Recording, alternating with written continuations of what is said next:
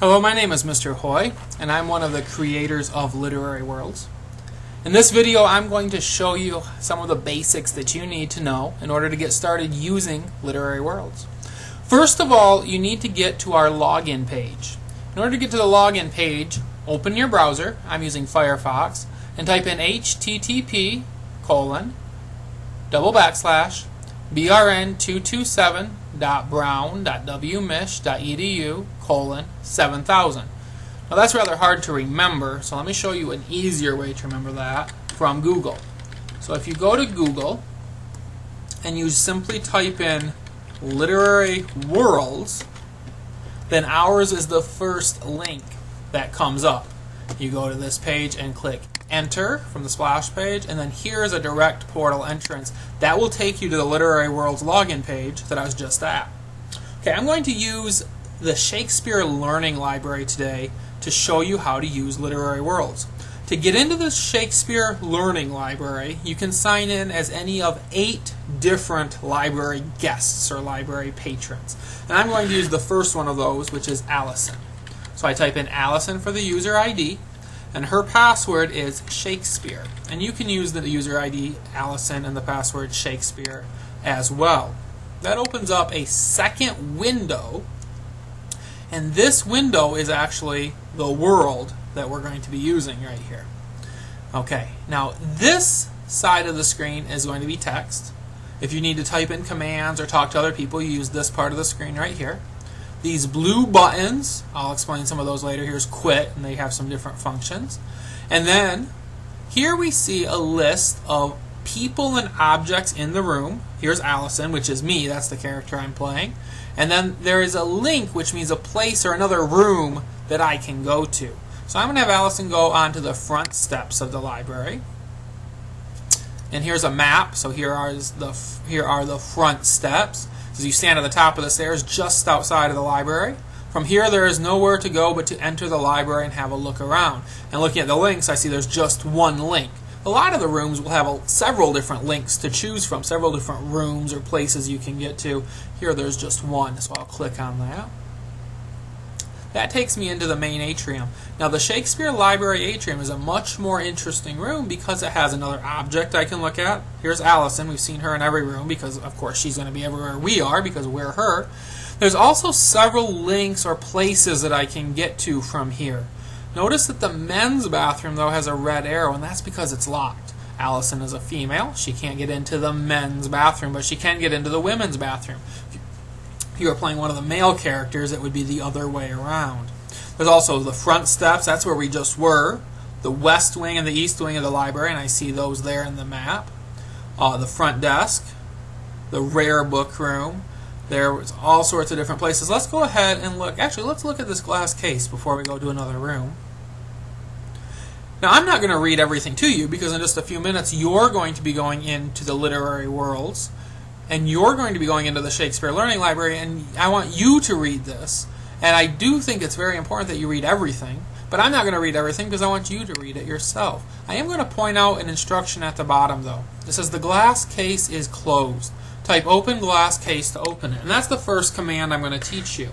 In order to use commands, you come over to this box, and you type in the command. The command I'm going to use is open, and then I have to say what I'm going to open, so I type open glass case.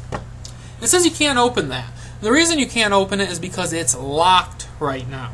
So we're going to find out how to unlock it. I use this arrow to go back. I never left the atrium. I was in there the entire time, but I was looking more closely at the glass case.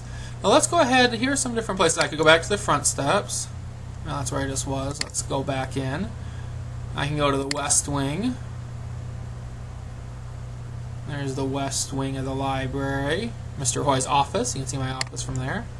Shakespeare Library atrium. Now here, back in the atrium, I want to look more closely and draw your attention to the front desk. And the front desk is interesting because it has several objects that you can interact with. First of those is the front desk librarian. Here's a picture of the librarian. He's reading his book. And he talks to us as soon as we come in. He says, "I absolutely love Shakespeare, don't you?" And you can talk back to him using the say command. So I can say, "Yes, I do love Shakespeare." Oops. And instead of using this typing say, I can also use this as a shortcut and it will automatically have say for me. It says you seem quite positive on the subject. I am. I do love Shakespeare. Alright, so you can talk to these different robotic characters. Oh, he says have a piece of candy if you like. Alright, let's take a closer look. And there is a candy dish there. Let's go ahead and use that candy dish. I'm going to click to look more closely. And when I look at the candy dish, I see there's some different candies there.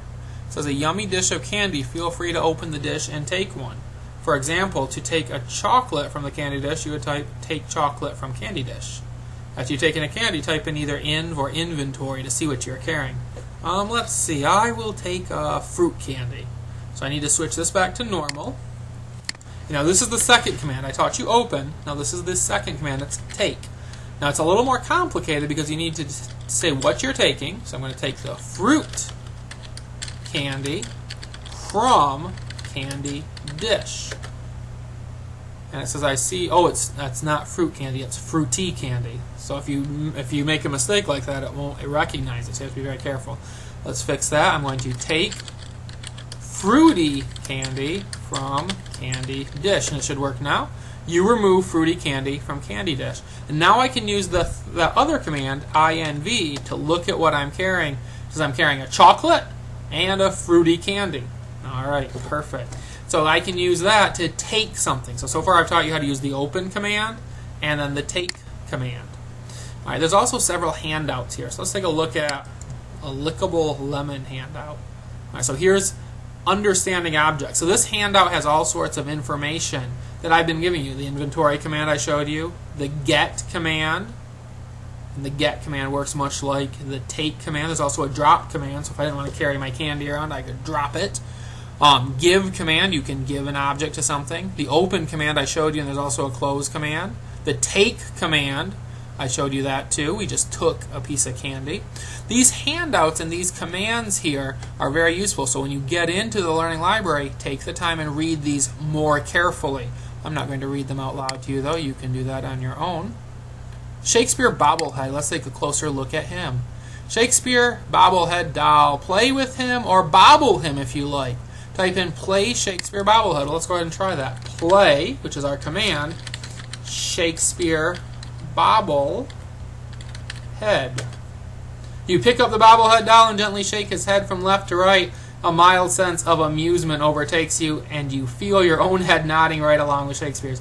Alright, now this is a silly part of the world, perhaps, but the point is you need to read everything carefully because there are clues in the rooms and in the objects and all over the place that you need to read carefully. So don't just glance over it and not go. You needed to be able to read this bottom part, play Shakespeare bobblehead, in order to get here. So that's the part. Even the silly stuff, take the time, read it carefully, because those are going to be the clues you need. Let's take a look at the lizard lime handout. As a character inside a literary world's virtual world, you generally must satisfy your character's goals in order to be successful. Many times your character's goals will be given to you before you begin, though sometimes those goals can change once inside a virtual world. In this particular world, the Shakespeare Learning Library, your goal is to open the glass case. Remember, we were just there and we couldn't open it. That houses the library's copy of the first folio. It's actually rather easy. You will find the key for the glass case hidden inside of the library's copy of Hamlet. Look in the east wing at the bookshelf marked Shakespeare's Tragedies. Once you've accessed the first folio, take a good look at it, click on it, and you'll find instructions for leaving your mark here at the Shakespeare Learning Library. Okay, now that's very interesting because that, like I said, you need to read everything carefully. This is what you need to know in order to succeed in the world, in order to solve the puzzle.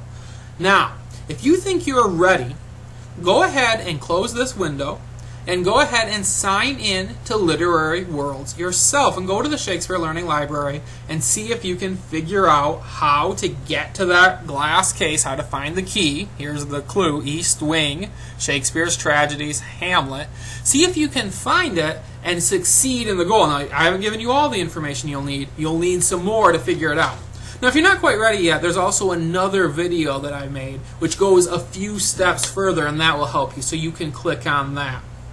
Alright, thank you very much for listening, and I wish you good luck. Have fun in Literary Worlds.